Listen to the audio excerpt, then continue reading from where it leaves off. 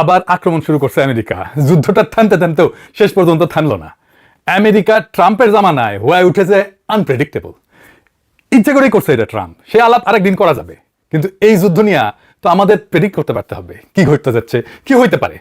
কারণ আমাদের জন্য, আমাদের দেশের জন্য, দেশের জনগণের ভবিষ্যৎকে প্রোটেক্ট করতে হইলে আমাদের ভূ রাজনীতির সব হিসাব নিকাশ সম্পর্কে স্পষ্ট ধারণা থাকতে হবে। তাইলেই এই জটিল সময়ে আমরা অতিক্রম করতে পারবো। এই যুদ্ধে ইরান, আমেরিকা আর ইসরায়েলের শক্তি আর দুর্বলতাগুলো আমাদের খুঁটে খুঁটে জানতে হবে। আজকে ইসরায়েলের এক গোপন জিগরি দোষ সম্পর্কে জানবো, যার উপরে ইসরায়েলের সামরিক এবং অর্থনৈতিক শক্তি অনেকাংশে নির্ভর করে। কোন সেই দেশ? ইসরায়েলের সাথে ইন্ডিয়ার সম্পর্ক থাকবে, আমেরিকার সম্পর্ক থাকবে, পশ্চিমাদের সম্পর্ক থাকবে, এটা বোঝা যায় কেন থাকবে, আমরা বুঝি। এমনকি কিছু সুন্নি মুসলিম দেশের সাথে সম্পর্ক নিয়ে মনকে বুঝ দেওয়া যায় যে এটা থাকতে পারে। কিন্তু আজকের দিনে একটা শিয়া মুসলিম দেশ ইসরায়েলের ঘনিষ্ঠ মিত্র, এটা শুনলে কেমন লাগবে? নিশ্চয়ই খুব অবাক হইবেন।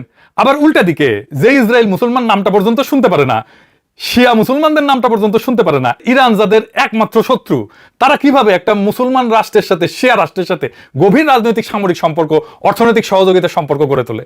আজকে ইসরায়েলের এমন একটা গুপ্ত প্রেমিকের গল্প আপনাদের বলবো। এই গল্পটা মজা লাগবে তো বটেই, অনেকটা লার্নিং হবে সবার জন্য, যে রাষ্ট্র রাষ্ট্র সম্পর্কের বিষয়টা খুব সরলভাবে ব্যাখ্যা করা যায় না। রাষ্ট্র স্বার্থ বলে একটা বিষয় আছে, যা অনেক সময় ধর্মের উপরে স্থান পায়, আবার এই সম্পর্ক বদলে যেতে পারে একটি পলকে। আসেন শুরু করি সেই আলাপ। কে সেই গুপ্ত প্রেমিক?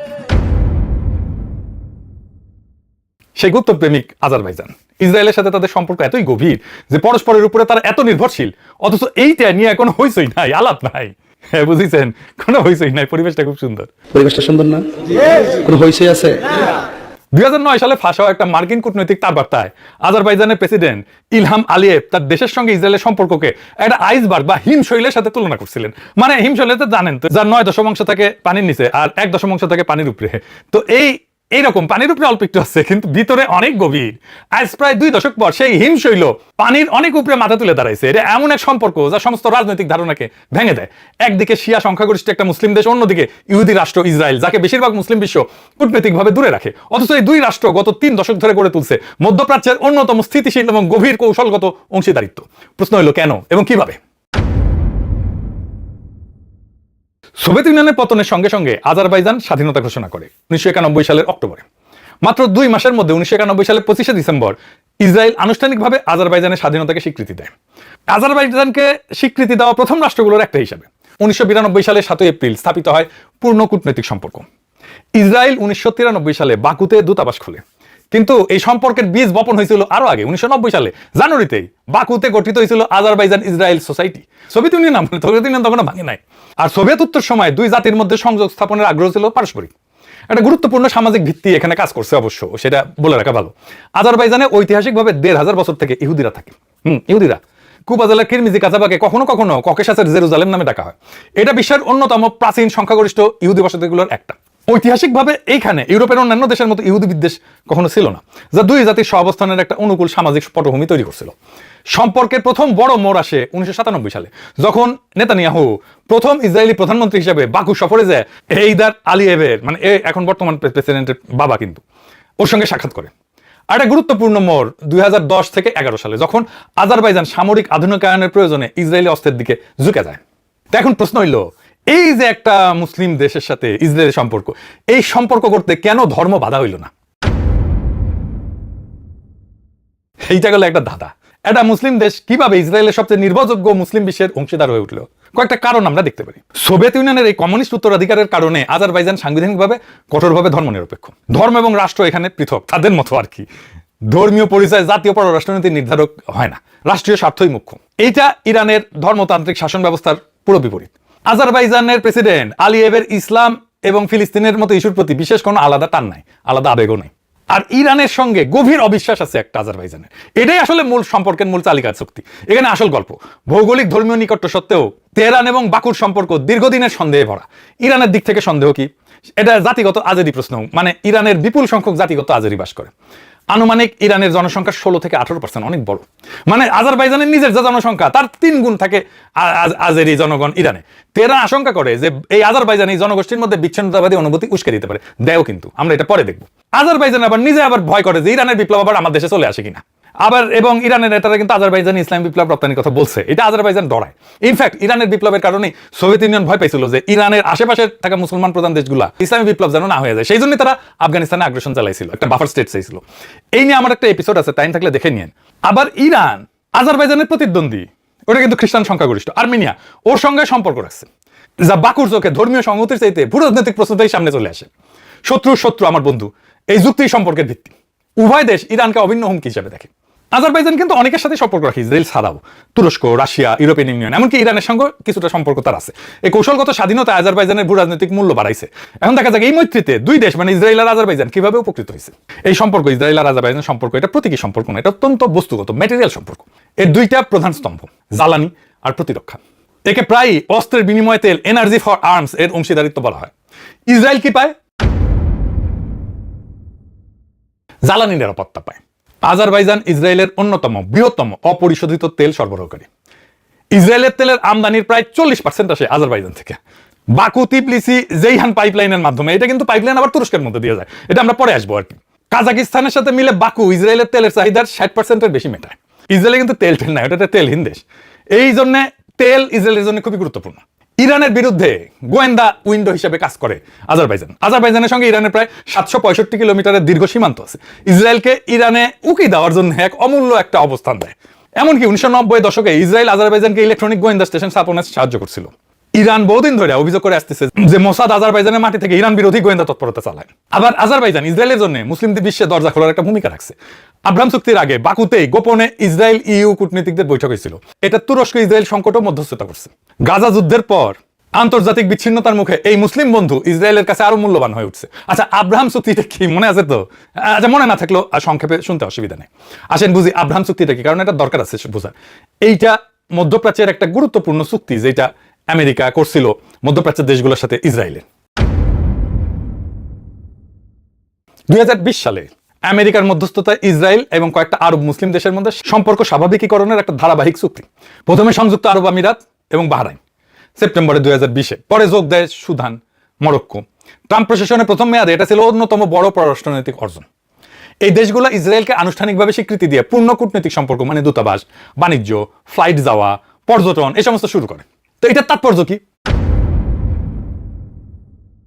এর আগে দশকের পর দশক ধরে আরব বিশ্বের অলিখিত অবস্থান ছিল ফিলিস্তিন সমস্যার সমাধান না হওয়া পর্যন্ত ইসরায়েলকে স্বীকৃতি দেওয়া যাবে না। মিশর সম্পর্ক করছে 1979 সালে, জর্ডান করছে 1994 সালে।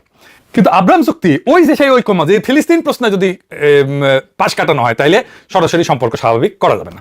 তো এখন এই চুক্তি বলছে যে না, এটা ছাড়াও তুমি সম্পর্ক স্বাভাবিক করতে পারো। তো কেন চুক্তির নাম আব্রাহাম? আব্রাহাম মানে ইব্রাহিম থেকে আসছে আর কি।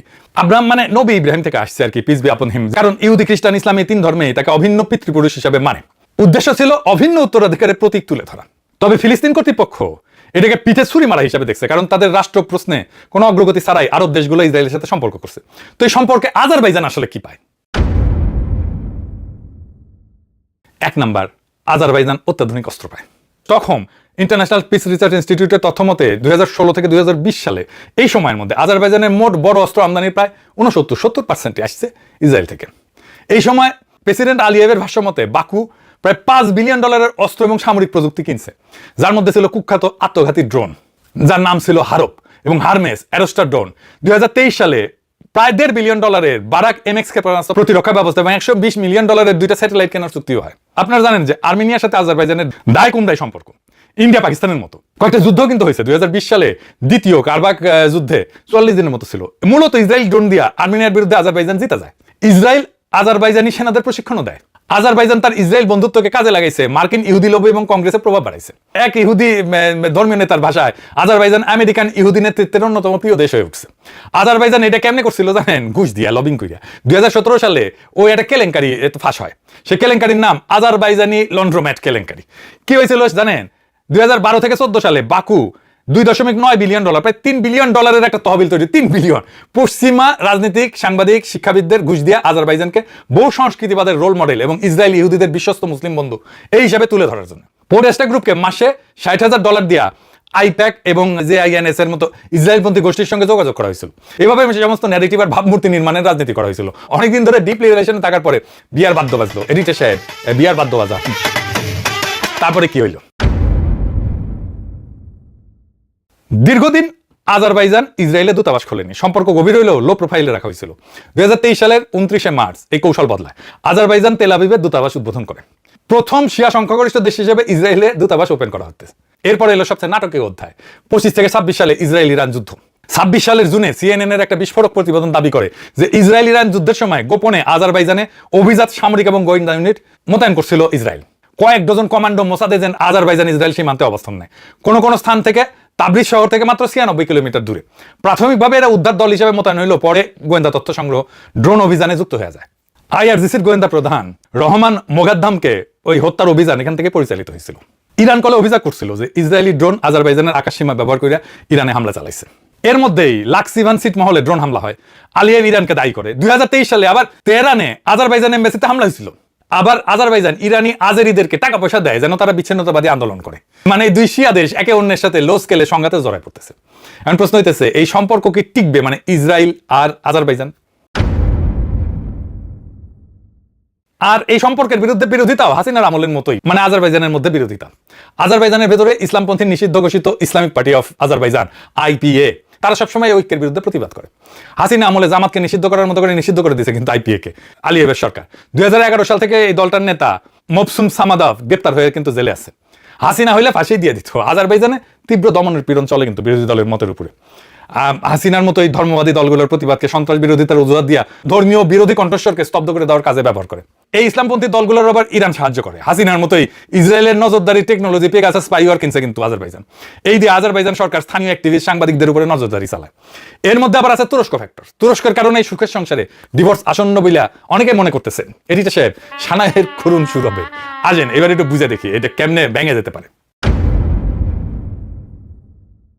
আজারবাইজানের অবস্থা হচ্ছে শ্যাম রাখি না কুল রাখি। আজারবাইজানের কিন্তু সবচেয়ে ঘনিষ্ঠ মিত্র তুরস্ক, যার সাথে ইসরায়েলের সম্পর্ক ক্রমশ শত্রুতাপূর্ণ হয়ে উঠতেছে। এর দোকানের চাপে শেষ পর্যন্ত আজারবাইজান ইসরায়েলের সম্পর্ক ধ্বংস হয়ে যেতে পারে। আজারবাইজান আর তুরস্ক নিজেদেরকে এক জাতি বলে, কিন্তু ওদের স্লোগানই আছে এক জাতি দুই রাষ্ট্র নামে। তুরস্কের সঙ্গে আজারবাইজানের সম্পর্কটা সম্পূর্ণ ভিন্ন মাত্রার। দুই দেশের নিজেদের ভাষায় এটা এক জাতি দুই রাষ্ট্র, জাতিগত ভাষাগত সাংস্কৃতিক এবং ঐতিহাসিক ভ্রাতৃত্ব। এখানে সহযোগিতা কেবল অস্ত্র বেচা কেনা সীমাবদ্ধ না। 2020 সালের কারবাক যুদ্ধে তুরস্ক শুধু অস্ত্র দেয়নি, সরাসরি সামরিক প্রশিক্ষণ দিছে, রাজনৈতিক পলিটিক্যাল কভার দিছে, কূটনৈতিক সাহায্য করছে, এমনকি যোদ্ধা সরবরাহে যুক্ত ছিল। আর সবচেয়ে বড় কথা, দুই দেশের মধ্যে একটা আনুষ্ঠানিক প্রতিরক্ষা জোট আছে 2021 সালে সুসা ঘোষণা বলে, যেখানে একে অন্যকে রক্ষার অঙ্গীকার আছে। ইসরায়েলের সঙ্গে এরকম কোনো জোট নাই কিন্তু আজারবাইজানের। আজারবাইজান এখন শ্যাম রাখি না কুল রাখি দশা হয়েছে। তার কিছু কিছু সাইন দেখা যাইতেছে, কিন্তু ইসরায়েল তার নিজের একজন নাগরিককে রক্ষা করতে পারেনি আজারবাইজানের হাত থেকে। আসেন ওই গল্পটা দেখে এটা বুঝে দেখা দরকার। অনেকে হয়তো জানে না, ছোট গল্প এগুলো সাইড লাইনের গল্প, কিন্তু এটা জানা দরকার। আলেকজান্ডার লাপশিন, ইসরায়েলি রুশ এই ব্লগার, পৃথিবীর নানা দেশে ঘুরে বেড়ায় আর কি, লেখালেখি করে, ভিডিও টিডিও তোলে, ছবি টবি তোলে। 2011 থেকে 12 সালে ও 2 বার গেছিল এমন একটা জায়গায় যা আজারবাইজানের কাছে ছিল নিষিদ্ধ, নাগরানো কারবাকে, আর্মেনীয়দের নিয়ন্ত্রিত বিতর্কিত অঞ্চল। আজারবাইজানের অনুমতি ছাড়া ঢোকা মানে আজারবাইজানের চোখে এটা অপরাধ। লাপশিন সম্মত ভাবছিল যে হ্যাঁ এমন কি, কিন্তু আজারবাইজান বলেনি। 2016 সালের ডিসেম্বরে লাপশিন যখন বেলারুশে ছিল, তখন আজারবাইজান বেলারুশকে অনুরোধ করে যে তাকে যেন গ্রেপ্তার করা হয়। তারপরে শুরু এক অদ্ভুত টানাপোড়েন। ইসরায়েল প্রতিবাদ জানায়, কারণ লাপশিন তো তাদেরও নাগরিক, কিন্তু সে প্রতিবাদ কাজে আসেনি। বেলারুশ তাকে তুলে দেয় আজারবাইজানের হাতে। আজারবাইজানের আদালত 3 বছরের কারাদণ্ড দেয়। তারপরে সব ঘটে একটা ভয়ঙ্কর ঘটনা, কারাগারের ভেতরে লাপশিনের উপরে হামলা হয়, বাংলাদেশের মতো ঘটনা আর কি। তাকে সংকটজনক অবস্থায় হাসপাতালে নিতে হয়, মারাই যেত প্রায়, বাইসে উঠছে কোনো মতে। বছর 5 পরে 2021 সালে ইউরোপীয় মানবাধিকার আদালত রায় দেয় যে আজারবাইজান লাপশিনকে বেআইনিভাবে আটক করছিল, নির্যাতন করছিল, জেলের মধ্যে হামলা করছিল, এমনকি তাকে হত্যার চেষ্টা করছিল। আবার গাজায় 7 অক্টোবর 2023 ইসরায়েলের অব্যাহত বোমাবর্ষণের পরে আজারবাইজান কঠিন অবস্থানে পড়ে। প্রকাশ্যে ইসরায়েলের নিন্দা না করলেও আলিয়েভকে বলতে হয়েছে গাজার ট্র্যাজেডি বন্ধ হওয়া উচিত। এমনকি এসওসিএআর বিবৃতি দেয়, দাবি করে। ও আচ্ছা, ভালো কথা। এসওসিএআর মানে কি জানেন তো? এসওসিএআর হলো আজারবাইজানের রাষ্ট্রীয় তেল কোম্পানি, পুরো নাম state oil company of the Azerbaijan Republic. এরা বিবৃতিতে বলছে যে তারা ইসরায়েলে সরাসরি তেল বিক্রি করতেছে না, নিছক পাইপলাইন চুক্তির শর্ত পূরণ করতেছে। হ্যাঁ, আবার দেখেন, মানে এই এসওসিএআর ইসরায়েলের তামার গ্যাস ক্ষেত্রে 10% শেয়ার কিনছে। এই তামার গ্যাস কেন্দ্র কিন্তু ইসরায়েলের বিদ্যুতের একটা বড় অংশ যোগায়। অর্থাৎ আজারবাইজান কেবল তেল বিক্রেতা না, ইসরায়েলের জ্বালানি অবকাঠামোর মালিকানাতেও ঢুকে গেছে আদানির মতো, বুঝে যাও। এই তেল আবার ইসরায়েলে যায় তুরস্কের উপর দিয়া, এই এক পাইপলাইন দিয়া। কে কার তুলায় অন্ধকার। গাজা যুদ্ধের তীব্রতম সময় আজারবাইজান তেল সরবরাহ বন্ধ করেনি, বরং 2023 থেকে 2024 প্রথমার্ধে ইসরায়েল তেল রপ্তানি প্রায় 55% বাড়াইছে। সম্পর্ক এই মুহূর্তে ঐতিহাসিক শীর্ষে। 2026 সালের জানুয়ারিতে ইসরায়েলি পররাষ্ট্রমন্ত্রী বলছে দূতাবাস খোলার পরে সম্পর্ক নাটকীয়ভাবে ঘনিষ্ঠ হয়েছে। যদি ইরানের শাসন বদলায়, যদি ইরানের যুদ্ধ দীর্ঘায়িত হয়, বা তেহরান ওয়াশিংটন সম্পর্ক যদি স্বাভাবিক হয়ে যায়, দুইটা ক্ষেত্রেই, তাহলে ইসরায়েলের কাছে আজারবাইজানের কৌশলগত মূল্য কমে যাবে। ইসরায়েল যদি আবার ইরানি তেল কিনতে পারে, আজারবাইজানের জ্বালানি গুরুত্ব কমে যাবে। ইরানের শক্তি যদি কমে যায়, যুদ্ধ যদি দীর্ঘায়িত হয়, বা ইরান যদি ধরেন পরাজিত হয়ে যায়, আল্লাহ না করুক, তাইলে তুরস্ক ইসরায়েলের প্রধান ভূ রাজনৈতিক প্রতিপক্ষ হয়ে উঠবে। আমার বিশ্বাস এইটা। তাইলে আঙ্কারার সাথে বাকুর ঘনিষ্ঠতা প্র্যাকটিক্যালি রাখা যাবে না। ইরান যুদ্ধ যদি মারাত্মক আকার ধারণ করে, বিপুল জাতিগত আজেরি শরণার্থী আজারবাইজানে ঢুকতে পারে, যা বাকুর জন্য বিরাট বোঝা হবে। ওদের জনসংখ্যা 3 গুণ বেশি লোক। এই সংকটে আজারবাইজানের সবচেয়ে বেশি নির্ভর করবে তুরস্কের উপরে, ইসরায়েল না। কেন? লক্ষ লক্ষ জাতিগত আজেরি শরণার্থী সীমান্তে, কিংবা আজারবাইজান নিজেই সামরিক হুমকির মুখে। এমন অস্তিত্বগত সংকটে আজারবাইজানের আসলে যেটা দরকার, এটা হইতেছে স্থল সীমান্তে প্রকৃত সামরিক ব্যাকআপ এবং সেনা, যা কেবল প্রতিবেশী তুরস্ক দিতে পারে। ভৌগোলিকভাবে দূরের ইসরায়েল না, ইসরায়েল ড্রোন পাঠাতে পারবে, কিন্তু সীমান্তে ট্যাঙ্কার সৈন্য পাঠাতে পারবে না। রাজনৈতিক এবং কূটনৈতিক ছত্র তুরস্ক দিতে পারবে। তুরস্ক একটা নেটো সদস্য, বড় আঞ্চলিক শক্তি, যে আজারবাইজানের হয়ে আন্তর্জাতিক মঞ্চে দাঁড়াইতে পারে। আবার ইরানের মতো প্রতিবেশীকে সরাসরি প্রতিরোধ করার সক্ষমতা আঙ্কারার আছে। জোট এবং চুক্তির বাধ্যবাধকতা তো আছেই। তুরস্ক তো আইন এবং রাজনৈতিকভাবে আজারবাইজানকে রক্ষায় প্রতিশ্রুতিবদ্ধ।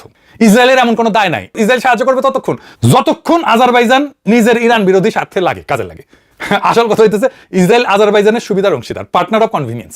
আর তুরস্ক তার নিরাপত্তার গ্যারান্টার, সিকিউরিটি গ্যারান্টার। শান্তির সময় দুটাই মূল্যবান, কিন্তু প্রকৃত সংকটে অস্ত্র বিক্রেতার চাইতে ভাতৃপ্রতিম জোটই বেশি নির্ভরযোগ্য। তো এই হলো ইসরায়েলের গুপ্ত প্রেমিকের গল্প। এখন প্রশ্ন হইলো, এই গল্প থেকে আমরা কি শিখলাম রাষ্ট্র হিসেবে, জাতি হিসেবে? একটা শিয়া মুসলিম দেশ, যার ইরানের সাথে ধর্ম মেলে, ভাষা মেলে, সীমান্ত মেলে, সেই কিনা ইসরায়েলের সবচেয়ে বিশ্বস্ত মুসলিম বন্ধু। আবার ইরান দেখেন, একটা মুসলিম রাষ্ট্র, সে খ্রিস্টান আর্মেনিয়া রক্ষায় পক্ষ নেয়। ধর্ম এখানে যত না নিয়ামক, তার চেয়ে অনেক বেশি নিয়ামক রাষ্ট্রের স্বার্থ। এটাই আন্তর্জাতিক রাজনীতির নির্মম সত্য। এখানে কোনো স্থায়ী বন্ধু নাই, স্থায়ী শত্রু নাই, আছে শুধু স্থায়ী স্বার্থ। মুসলিম অমুসলিম, শিয়া সুন্নি, এই সমস্ত পরিচয়ের গল্প দিয়া রাষ্ট্রের আচরণ ব্যাখ্যা করতে গেলে আপনি বারবার ধরা খাবেন। রাষ্ট্র চলে ঠান্ডা মাথার হিসাব নিকাশে, তেল, অস্ত্র, নিরাপত্তা, ভূ রাজনীতি। আর এই সম্পর্কের ভবিষ্যৎটাও সেই হিসাবেই বাধা থাকে। আজ যে আজারবাইজান ইসরায়েলের সম্পর্ক হিমশৈল হইয়া পানির উপরে মাথা তুলে দাঁড়ায় আছে, সেটা দাঁড়ায় আছে একটাই খুঁটির উপরে, অভিন্ন শত্রু ইরান। যেদিন সেই শত্রু থাকবে না, সেদিন হিসাব বদলাই যাবে। সেদিন এই প্রেমও ফিকা হয়ে আসবে। বাকুর 18 বর্ষা তখন দূরের অস্ত্র বিক্রেতা ইসরায়েল হবে না, বরং পাশের ভাই তুরস্ক হবে। কারণ বিপদের দিনে অস্ত্র বেচা বন্ধু কাজে আসে না, কাজে আসে রক্তের সম্পর্ক আর জোটের অঙ্গীকার। শিলং সালাউদ্দিনের যে গল্প শোনায় না, ভূ রাজনীতির সহজ পাঠ, স্ত্রী পাল্টানো যায়, প্রতিবেশী পাল্টানো যায় না। প্রতিবেশীকে কখনো পাল্টানো যায় না। কথায় আছে যে আপনি আপনার স্ত্রী পাল্টাতে পারবেন, কিন্তু প্রতিবেশী তো আপনি পাল্টাতে পারবেন না। শুনেছেন? তার মানে কি? রাজনীতি মানে প্রতিবেশীর সাথে আমার সম্পর্কটা কি হবে? প্রতিবেশী বদলানো যাবে নাকি যাবে না, এটা তো রাজনীতির কোনো আলাপ না। আর এই সম্পর্ক বদলাই যেতে পারে একটা পলকে। শিলং সালাউদ্দিনকে বলতে হবে প্রতিবেশীর সাথে আমাদের সম্পর্কটা কি হবে। যাই হোক, শুরুতে যে কথাটা বলছিলাম, এই জটিল সময়টা পার হইতে হইলে আমাদের ভূ রাজনীতির হিসাব নিকাশগুলো বুঝতে হবে। ইরান, আমেরিকা, ইসরায়েল, এদের শক্তি কোথায়, দুর্বলতা কোথায়, কে কার উপরে নির্ভরশীল, পরিস্থিতি বদলাইলে সেই সম্পর্কগুলো কিভাবে পুনর্বিন্যাস হবে, এইগুলা খুঁটায় খুঁটায় জানলেই কেবল আমরা নিজেদের দেশের মানুষের ভবিষ্যৎটা রক্ষা করতে পারবো। সেটাই আমাদের গন্তব্য, সেটাই আমাদের কর্তব্য। ইনকিলাব জিন্দাবাদ।